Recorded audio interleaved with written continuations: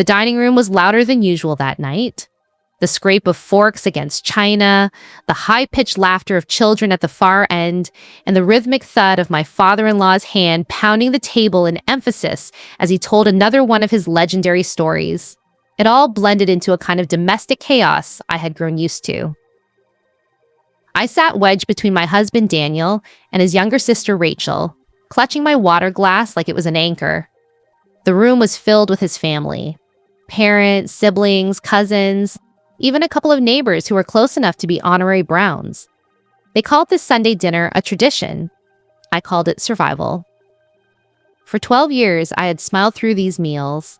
12 years of pretending the jokes at my expense didn't sting, that I didn't notice when family photos were taken without me, that I wasn't always introduced as Daniel's wife instead of by my name. Tonight was no different. Remember that trip we all took to Myrtle Beach? My mother-in-law, Elaine, said suddenly, her fork hovering midair as she looked around the table, eyes bright with nostalgia. What a perfect vacation! Just us and the kids! Those were the days. A ripple of agreement moved around the table. Everyone smiled. Everyone nodded. Everyone except me. Because I had been there too. For 7 days, I had cooked, packed snacks, slathered sunscreen on squirming nieces and nephews, and managed crying toddlers while everyone else relaxed. I had been in every single one of those crowded beach houses, dragging coolers across sand that burned my feet. And yet, in their memory, I had simply vanished. "Oh yes," Rachel said, grinning. "That was the summer we all piled in for that dolphin tour. Remember, Dad? The kids thought the boat was going to tip over." They all laughed. No one looked at me. I pressed my napkin into my lap, hard enough to leave creases in the fabric, and tried to slow the racing of my heart. It wasn't just forgetfulness. It was erasure. I could see it in the way their eyes slid past me, the way my name was never spoken. To them, that trip had been perfect because I didn't exist in their version of it. Daniel noticed my silence. He always did. His hand brushed mine under the table, a quick reassurance, but it wasn't enough. Not anymore. "Mom," he said carefully, "you mean we all went, remember? Sarah was there too." The correction landed like a dull thud. Elaine blinked, surprised, then covered it with a laugh. "Oh, of course, of course! You know me! My memory's not what it used to be." But her smile said otherwise. Her memory was fine. It was selective.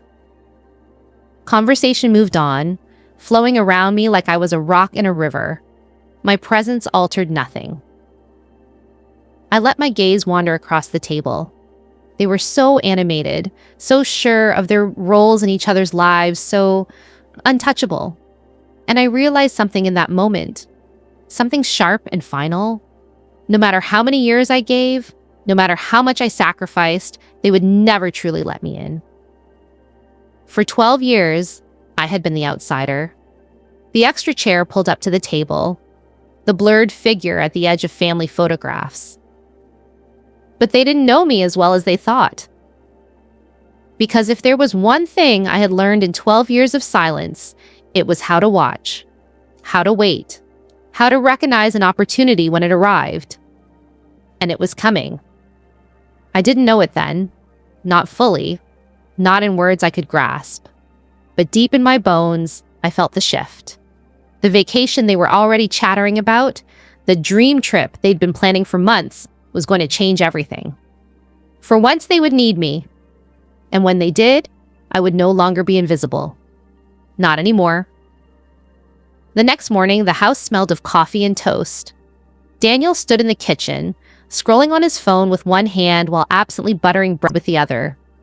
His hair was still damp from the shower, and he wore the same pale blue dress shirt I had ironed the night before. He looked up when I walked in. "Morning, babe."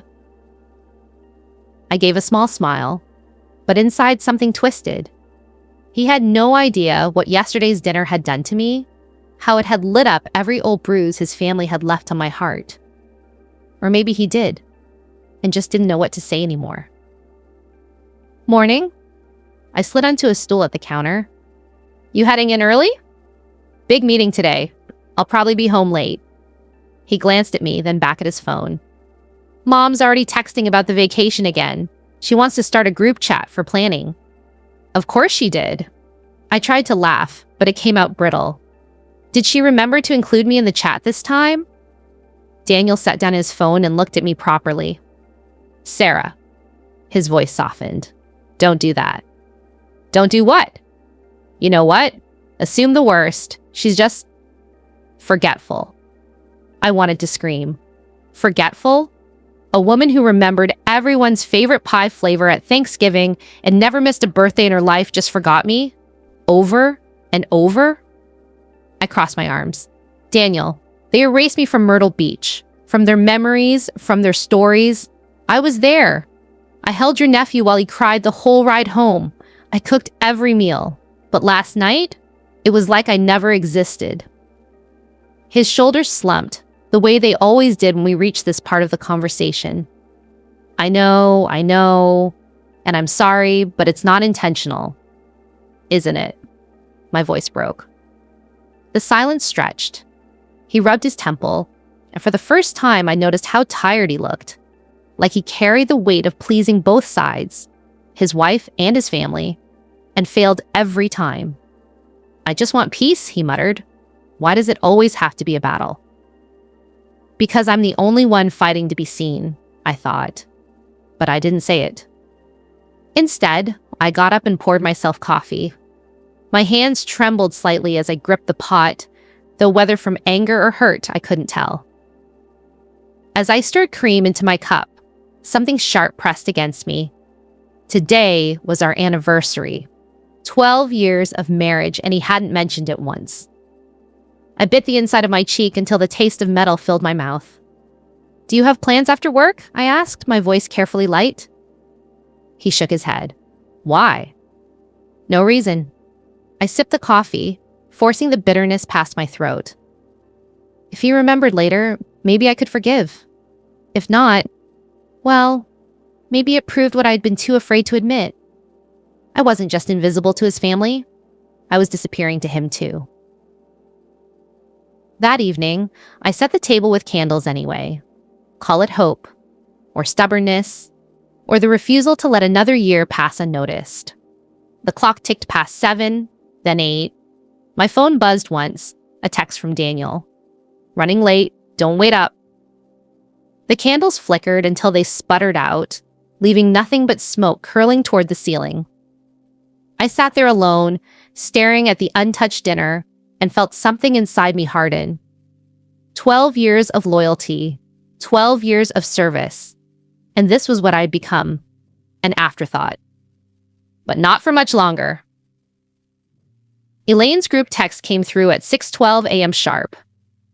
The chime startled me awake, and when I reached for my phone, I saw the words sprawled across the screen in a bright, cheery bubble. Family Vacation 2025! The message was followed by a stream of emojis. Palms, suns, champagne glasses, and dancing women in red dresses. My mother-in-law had always been dramatic with her texts, but this time it felt like a trumpet blast. Within minutes, the thread exploded. Rachel was gushing about beach outfits. Daniel's brother Mark wanted to know if the guys could squeeze in a deep-sea fish charter, and even Grandma June, who barely knew how to send a text, had managed to add 3 smiley faces and the word fun.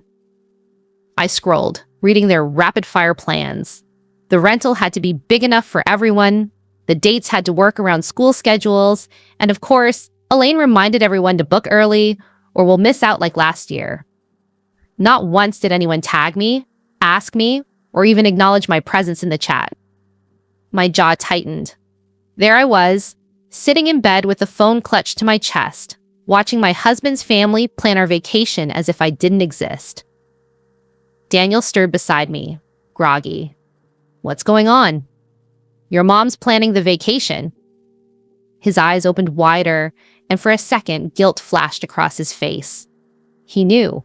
He knew they had left me out again. Babe, it's just logistics, he said quickly. They don't mean anything by it. I let out a humorless laugh. Right, just like Myrtle Beach, just like Thanksgiving. just like every other time. He ran a hand through his hair, exasperated. You're looking for slights. It's family. It's messy. No, Daniel, I said sharply, swinging my legs out of bed. It's not messy. It's deliberate. I didn't wait for his response. Instead, I padded into the kitchen, poured myself coffee, and sat at the counter while the messages kept flying in. That was when I noticed something. Elaine was enthusiastic, yes, but she wasn't taking charge of the bookings herself. She was asking who wanted to handle the rental search, who would keep track of costs, who could organize flights. And no one volunteered. Rachel wrote, I'd do it, but between work and the kids, I just don't have time. Mark replied, not me. Too much on my plate already. Even Grandma June chimed in, ask someone else, with another smiley face. For the first time, the thread stalled. The excitement was real, but so was their reluctance to handle the boring, practical details. They wanted the fantasy of the vacation, sun, surf, Instagram pictures, but none of the responsibility of making it happen. That's when it hit me. This was my chance. I typed slowly, deliberately, my fingers steady on the glass screen. I can take care of the bookings. Flights, rental, everything. Just send me your info. The chat lit up immediately. OMG, thank you, Sarah, Rachel replied. Seriously, you're the best, Mark added. Even Elaine herself sent 3 clapping hand emojis. I set the phone down and smiled into my coffee. For the first time in 12 years, they needed me. And this time, I wasn't going to fade into the background. The rest of the day, I carried that thought with me like a secret weapon. At work, I pulled up tabs for rental properties between spreadsheets. At lunch, I jotted down notes on airlines and group discounts. By the time Daniel picked me up that evening, I already had a dozen options organized in neat rows on a pad of paper. You're really doing this? He asked, glancing at the notes while he drove. Of course. His mouth twitched. Mom's going to be thrilled. She already is. But I didn't tell him what I really thought, that this wasn't about pleasing Elaine. This was about control. For 12 years, they had written me out of their story. But the logistics of this trip, the money, the reservations, the timing, those things ran through me now. Without me, the vacation wouldn't happen. And for once, that gave me power. That night, as I lay awake in the dark, I remembered something my own mother once told me. Sometimes you don't fight people head on. You let them come to you. You let them need you. The Browns had erased me, but on this vacation, they would remember exactly who I was. I spread the rental listings across the kitchen table like a deck of cards. Photos of beachfront balconies and turquoise water spilled across glossy pages. Tabs blinked from my laptop screen. Flight prices, car rentals, resort reviews. For once, the clutter didn't overwhelm me. It thrilled me. Because all of it, the logistics, the money, the timing, flowed through me. The group chat was buzzing with excitement, but the truth was, none of them cared about the details. They wanted the end result. A perfect vacation where everything was magically arranged, where they could just show up with their sunglasses and smiles. I was the magician now. Daniel walked in, loosening his tie. He glanced at the papers. Wow, you've gone all out. Someone has to, I said, sliding one rental photo toward him. This one sleeps 12, has a private pool, and it's walking distance to the beach. He picked it up, nodding. Looks nice. Nice isn't the point. Control is. He frowned. Control? I met his eyes steadily. They erased me for 12 years, Daniel. Do you think I'm just going to smile and hand them their dream vacation for free? No. If they want this trip, they'll go through me. He sighed, raking a hand through his hair. Sarah. What? I snapped. I just don't want this to turn into a fight. It's supposed to be fun. I laughed softly. Fun? For who? Them or me, the ghost at the table? He didn't answer. By the next morning, I was deep in negotiations with Elaine. She called me at work, her voice saccharine. Sarah, darling, I saw that rental you sent. Very nice, but maybe a little small. We'll need plenty of space for everyone. And I was thinking, maybe oceanfront. We always stay oceanfront. Her we grated on me. Always we, never I, never you. I understand, I said smoothly, but oceanfront triples the price. If everyone's willing to pitch in, I can make it happen. There was a pause. Pitch in? She repeated. Yes, I'll need deposits up front.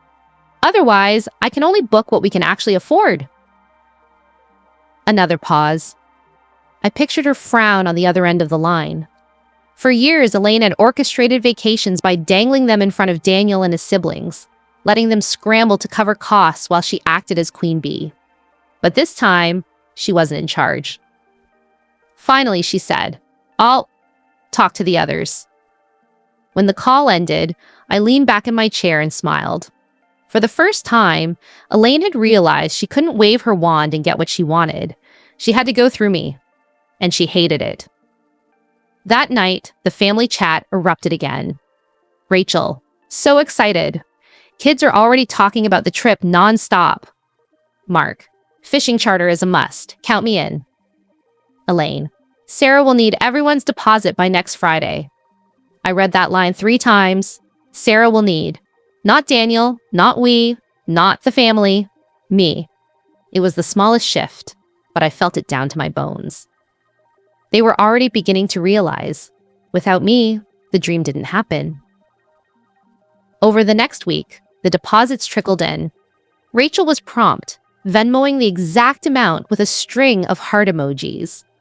Mark was late, of course, complaining about bills, but eventually sending the money.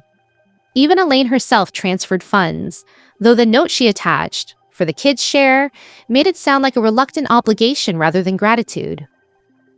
Daniel hovered through it all, uneasy. "Are you sure you want to do this?" he asked one night. "Positive." "You're putting yourself in the middle of all their expectations. If something goes wrong, then it'll be on me," I cut in, "and that's exactly how I want it." He shook his head, but I could tell he knew better than to argue. When the last deposit came through, I clicked confirm on the booking. The villa was mine now, or rather, ours, but in my mind, mine. The entire trip hinged on that single reservation sitting neatly in my email inbox. And as I stared at the confirmation number, I felt a strange calm settle over me. For 12 years, they had erased me. But this time, when we all stepped into that villa, they would step into a world that I had built. And I wasn't planning on letting them forget it. The confirmation email glowed on my laptop screen like a secret only I knew. The villa was real now. 7 bedrooms, a private pool, an oversized deck that stretched toward the ocean like open arms. And I was the one holding the keys. I spent the afternoon scrolling through the floor plan. Master suite, 3 ocean view rooms, 3 garden-facing ones. I could already hear Elaine insisting on the master. Rachel, no doubt, would demand the ocean views for the kids.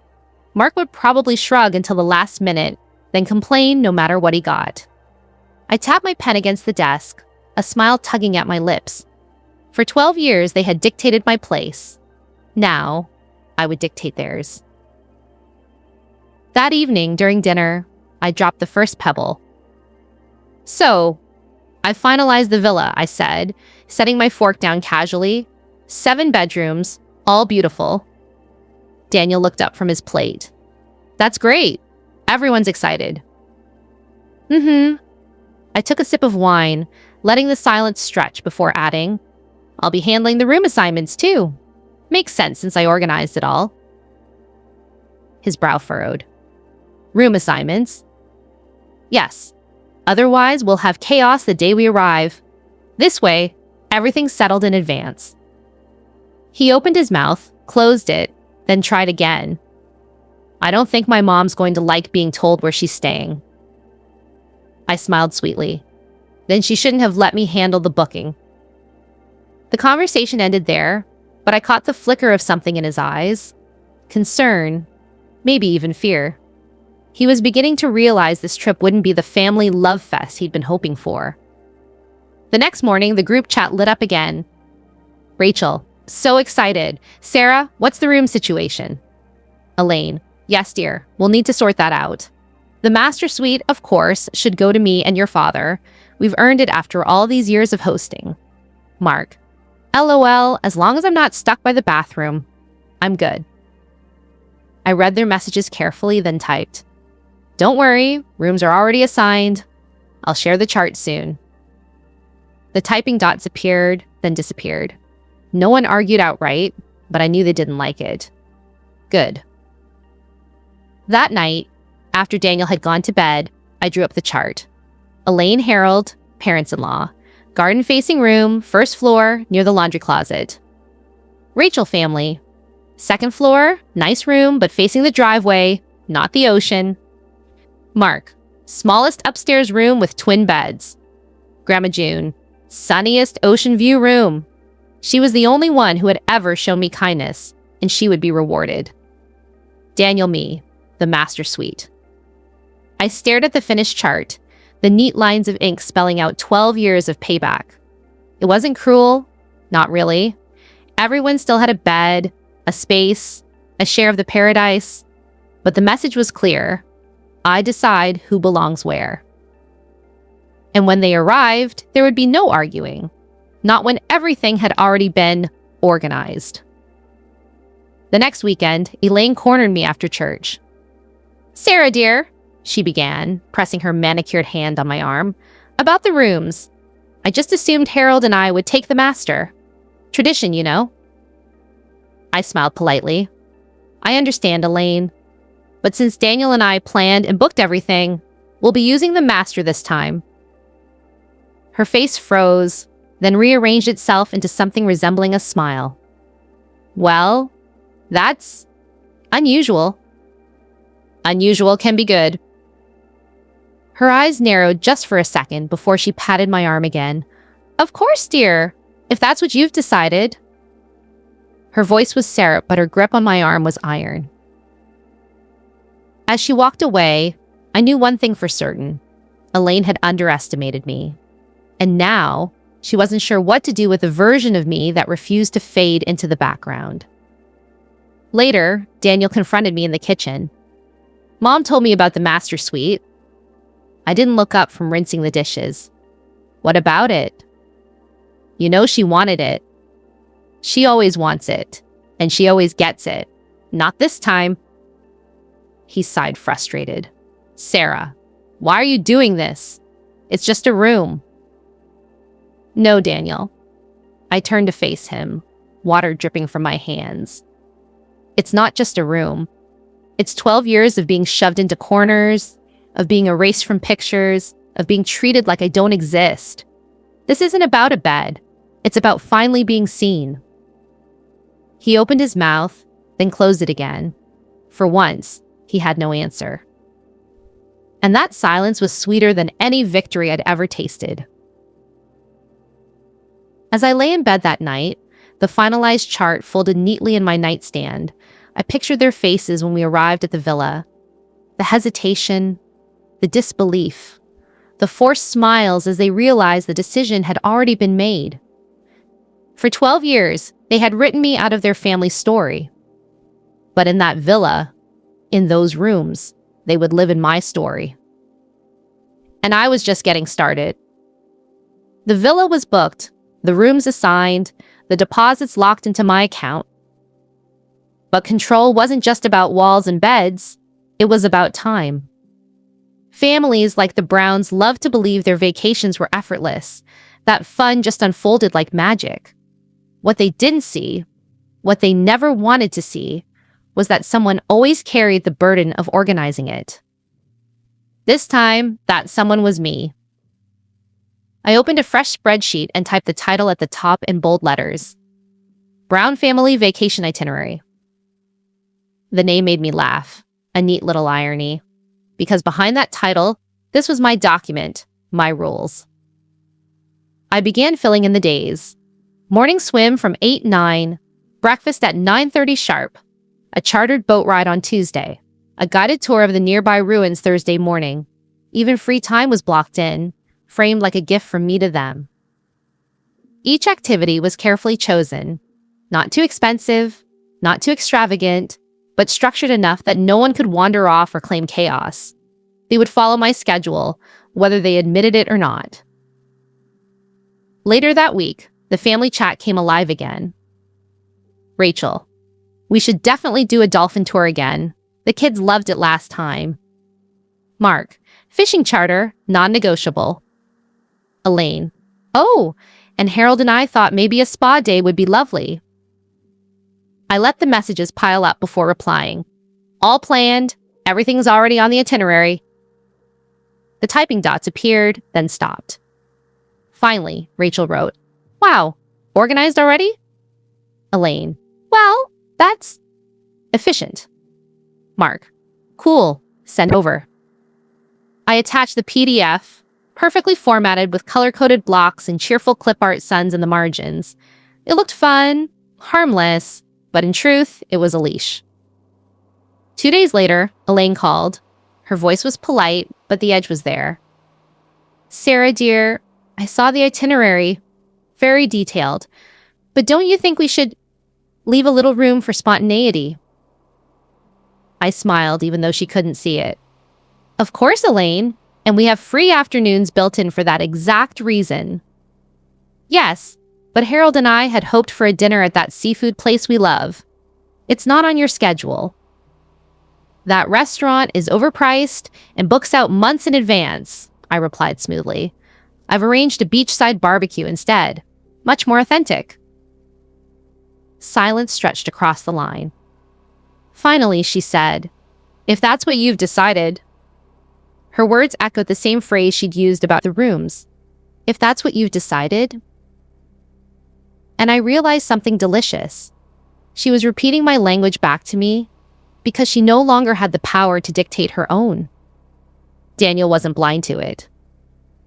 He found me at the kitchen table again, hunched over my spreadsheet. Are you seriously scheduling every meal? He asked. Yes. Sarah, this is supposed to be a family vacation, not a military operation. Funny, I said, not looking up, because for 12 years, it's been their operation, their rules, their traditions, their stories. This time, it's mine. He ran a hand down his face. You're turning this into a war. I looked at him then, really looked. No, Daniel. They declared war the first time they erased me. I'm just making sure they remember who I am. He had no answer. He never did. By the end of the week, the itinerary was locked, flights booked, excursions prepaid, grocery delivery scheduled for the first day. Every receipt sat neatly in a binder I tucked into my desk drawer, like a queen safeguarding her crown jewels. I knew they would bristle. I knew they would try to push back once we arrived. But the beauty of control was this. Everything was already paid for. Their only choice would be to follow along. And for the first time, they would all be following me. The villa looked like a postcard come to life. Whitewashed walls, arched windows framed by bougainvillea, the sea stretching out in a glittering blue beyond the terrace. I stood at the entrance with the keys in my hand, the late afternoon sun warming my shoulders. I had made sure to arrive a full hour before the others, just to breathe it in alone. My suitcase already sat neatly in the master's suite. My clothes were hung, my toiletries in the bathroom, my shoes tucked beneath the bed. I wanted no debate when the others arrived. My claim was staked. The sound of tires crunching over gravel broke the quiet. A black van pulled up, doors sliding open like a stage curtain. Out spilled the Brown family in a burst of noise. Rachel was first, shepherding her 2 boys who immediately darted toward the pool. Mark followed, sunglasses perched on his head, phone already in his hand. Elaine and Harold emerged last, Elaine in her wide-brimmed hat and linen scarf, Harold squinting at the sunlight like it had personally offended him. And then Daniel, carrying a cooler bag, his eyes meeting mine with a silent question. "Ready?" I smiled, wide and calm. "Welcome to the villa." The boys rushed past me, shoes squeaking on the tiles as they ran to the edge of the pool. Elaine frowned at them, but didn't call them back. Instead, she turned her gaze to me.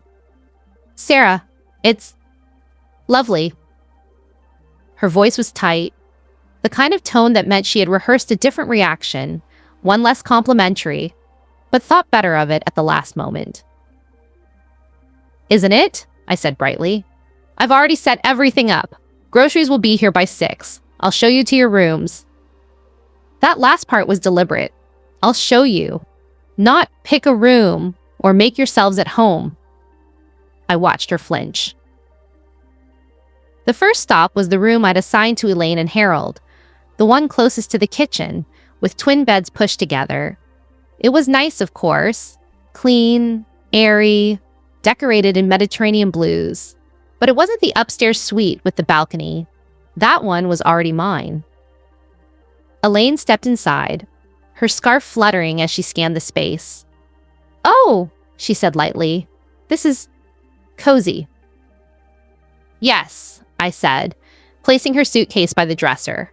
"Convenient for early mornings. You'll be right near the coffee." Her eyes flicked to Harold, then back to me.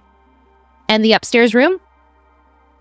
"Daniel and I have taken it," I replied smoothly. "I arrived early to unpack. I hope you don't mind." Her lips parted, then closed again. She hadn't expected me to be so blunt. Finally, she managed. "Of course, if that's what you've decided." The phrase again, that delicious little echo of surrender. Rachel and Mark's room came next, the larger guest suite with its own bathroom. Rachel seemed satisfied, though Mark muttered something about the Wi-Fi signal. I ignored him. The kids were tucked into a bright, bunk-bedded room down the hall, their laughter echoing as they raced to claim the top bunk. And just like that, the assignments were done. No debates, no musical chairs. I had ended the first battle before it even began. Dinner that night was simple. Grilled chicken, fresh bread, olives, and a bottle of wine I'd uncorked before they arrived. We ate on the terrace, the sea turning pink and gold under the setting sun. For a while, it almost felt normal. Laughter bubbled up as the boys retold school stories. Harold dozed in his chair, and even Daniel seemed to relax. But then Elaine spoke. "So, Sarah," she began, dabbing her mouth with a napkin, "I noticed your itinerary. Very thorough. But I think we should leave room for spontaneity." I finished for her, my smile tight. Yes," she said, startled. "Exactly." I leaned forward, resting my hands on the table. "Elaine, everything on that schedule is already booked and paid for. If you'd like to plan something else, feel free, but it won't be covered." Her eyes widened. Harold cleared his throat but said nothing. Rachel glanced between us nervously. "I'm sure we can do both. Stick to the schedule and add some extras if we want." "Of course," I said sweetly. "Just remember that transportation, meals, and tickets are all tied to the itinerary. If you branch out, you'll be on your own." Silence settled over the table. Even the boys stopped laughing. It was the sound of realization. They were trapped. That night, as I slipped between the crisp sheets of the master suite, Daniel lay beside me, staring at the ceiling. "You made your point," he said quietly. "Which one?" I asked. "That you're in control." I turned on to my side, watching his face half lit by the moonlight. "No, Daniel, I haven't even started." And with that, I closed my eyes, the hum of the sea outside my window like applause. The villa was still wrapped in quiet when I slipped out of bed at 6 a.m. The sea shimmered silver beneath the pale sky, and the air was cool enough that I pulled on a sweater. By the time the Browns stirred, coffee was already brewed, pastries laid out, and a neat stack of printed itineraries sat in the center of the breakfast table. Daniel walked in first, hair mussed, rubbing his eyes. He saw the stack and sighed. "Really?" "Yes," I said, pouring him coffee. Today begins at 8:30 sharp. Morning swim. You're actually serious about this, aren't you? I met his gaze. Deadly. By 8:45, we were at the pool. The boys were delighted, splashing and shouting, but Rachel kept glancing at her phone, already itching to wander. Mark complained about the chlorine. Elaine and Harold sat stiffly on loungers, Elaine tugging at her scarf as though the sun itself was my conspiracy. "Isn't this nice?" I said brightly. Elaine gave a tight smile. "Yes, Sarah. Very refreshing." After the swim came breakfast, then the chartered boat tour. The van pulled up at 9:30 exactly, the driver greeting us with a cheerful wave. I noticed the flicker of surprise on the family's faces. He knew our names, had our tickets, even a cooler of drinks I'd pre-ordered. We boarded the boat, and for a while the sea did its work. The boys leaned over the rails, shrieking with delight as dolphins surfaced. Rachel filmed it all for social media. Even Harold smiled, wind lifting the brim of his hat. But then Mark wandered over to me. "Hey, so, about tomorrow? Thought we'd rent some jet skis." "Not possible," I said smoothly. "We have the Ruins tour scheduled." "Can't we swap? The kids would love jet skis." "Already prepaid, non-refundable." His jaw tightened. "Seriously?" "Seriously." He stalked back to Rachel, muttering. I pretended not to hear, but the salt in the air felt sweeter. Lunch was on the terrace of a seaside cafe, another stop I had booked weeks ago. A long table waited for us, platters of grilled fish and crisp salads appearing within minutes. Elaine tried again. "Sarah, darling," she said, spearing a piece of tomato, "Harold and I were thinking we might skip the afternoon kayaking and have a spa day instead. It would be nice to just relax." I set down my fork. "You're welcome to do that, but the van is scheduled to take us all together. The kayaks are paid. If you choose not to go, you'll have to arrange transport back to the villa yourself." Her hand tightened around her fork. "You've thought of everything, haven't you?" "Yes," I said softly. "That's the point." By late afternoon, we were gliding across the water in bright orange kayaks. The boys splashed each other with paddles, Rachel lagged behind, and Mark cursed when his hat blew into the sea. I, however, kept a steady rhythm, every stroke a reminder that they were moving on my current. That evening, I served dinner at the villa. Pasta tossed with garlic and shrimp, a green salad, chilled wine. Conversation was quieter now, weighed down by unspoken tension. Elaine finally broke it. "I must say, Sarah, you've been very thorough. But don't you think you're robbing us of a little freedom?" I set down my glass. "Freedom is overrated. Structure ensures no one feels left out. No one argues over what to do. Isn't that what you've always wanted? A harmonious family?" Her cheeks flushed. Harold cleared his throat but said nothing. Rachel shifted in her seat. "And Daniel?" Daniel just stared at me, something unreadable in his eyes. Later that night, when the villa had gone quiet, he spoke. "You're enjoying this too much." I closed my book. "Enjoying what?" "Watching them squirm." I considered that. Maybe. Or maybe I'm just making them live what I lived for 12 years. Plans made for me, without me. Decisions I had no say in. At least I'm honest about it. He didn't answer. Instead, he rolled over, leaving me awake in the moonlight, my thoughts buzzing with the thrill of power. Tomorrow would bring more cracks, more resistance, and I would be ready. Because the Browns weren't on vacation. They were in my kingdom. The villa's walls echoed with the smell of breakfast. Fresh bread, sizzling eggs, and oranges I'd juiced myself. I laid everything out neatly on the long table before the others stumbled in. It was our second morning, and already the shine of the trip was beginning to dull. Rachel arrived first, hair tied back hastily, phone in hand. She glanced at the itinerary I'd taped to the fridge and groaned. "Another early start?" she muttered. "Ruins tour," I said cheerfully. "The van will be here at 9. She plopped into a chair. Why do we need a van? We could just drive ourselves. Or, I don't know, sleep in? Because everything is prepaid and timed, I replied, sliding a glass of juice toward her. It runs smoothly if we all stick to it. Her jaw worked like she wanted to argue, but instead she sipped her juice. Mark wandered in next, sunglasses perched on his head despite the morning light. He sniffed at the eggs. Do we ever get a break from activities? Yes, I said. Tomorrow afternoon is free. That's one slot, he snapped. Feels like boot camp. Funny, I said sweetly. I thought families liked spending time together. His glare burned, but before he could fire back, Elaine entered with Harold close behind. Sarah, she said, voice overly bright. About today's tour? Harold's knees have been bothering him. I don't think we'll be able to walk around ruins all morning. That's fine, I replied smoothly. You can stay here. But the driver has been paid for all of us. If you don't come, the cost is still the same. Her lips thinned. So we'd be wasting money. Exactly. Silence fell over the table, broken only by the sound of Daniel pouring himself coffee. His eyes flicked to me, but he said nothing. By the time the van arrived, the mood was heavy.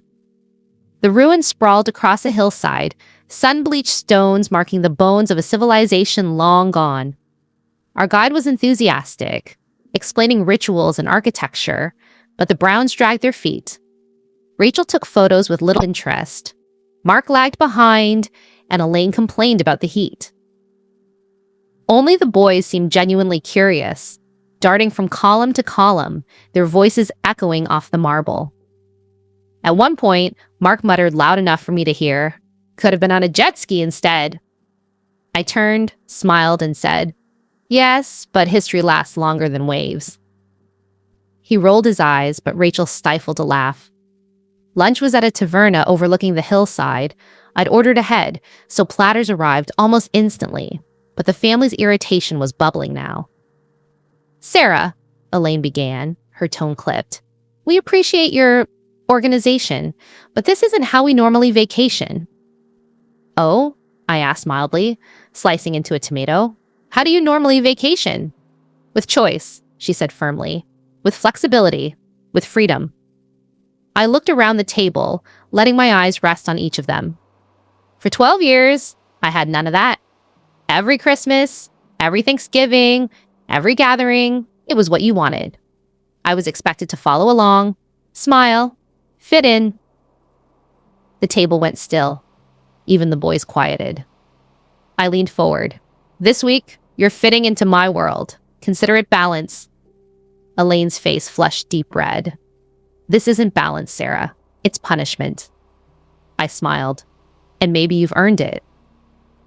The silence that followed was thick enough to choke on. Back at the villa, tension simmered like a pot left too long on the stove. Rachel retreated to her room with the boys. Mark stormed outside, pacing the terrace. Elaine sat stiffly in the living room, knitting needles clicking furiously, Harold beside her in silence. Daniel found me in the kitchen, rinsing glasses. You're pushing them too hard, he said. They're grown adults, I replied. If they can't handle a schedule, maybe they're weaker than I thought. He leaned against the counter. You're enjoying this. I dried my hands and met his gaze. For 12 years, I was invisible. Now, for once, they have to see me. Tell me, don't I deserve that? His mouth opened, then closed. He didn't answer. That evening, dinner was quieter than usual. Elaine barely spoke. Mark picked at his food. Rachel tried to make small talk, but the effort fell flat. I let the silence hang, heavy and purposeful.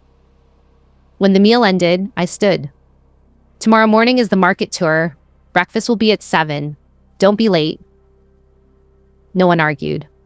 But their silence was no longer submission. It was resentment.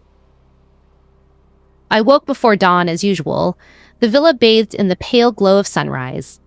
Today's schedule, a guided tour of the local market. Fresh produce, local crafts, and a dash of controlled chaos. I brewed coffee, laid out the itinerary again on the table, and double-checked the van reservation. Every detail was precise. Every detail was mine.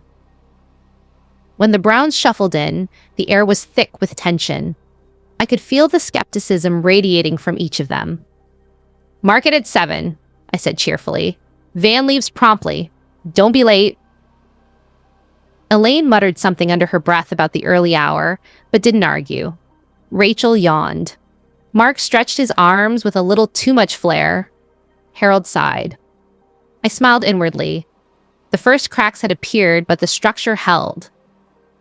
The van ride was awkwardly quiet. Even the boys seemed subdued, sensing the undercurrent of tension. I watched as Mark kept glancing at his phone, likely texting his friends, while Rachel tried to engage Elaine in polite conversation. "Sarah," Elaine said finally, breaking the silence, "do we have to stick to every minute? Could we wander a little on our own?" I turned to her, calm as ever. "The itinerary ensures everyone gets the most out of the market.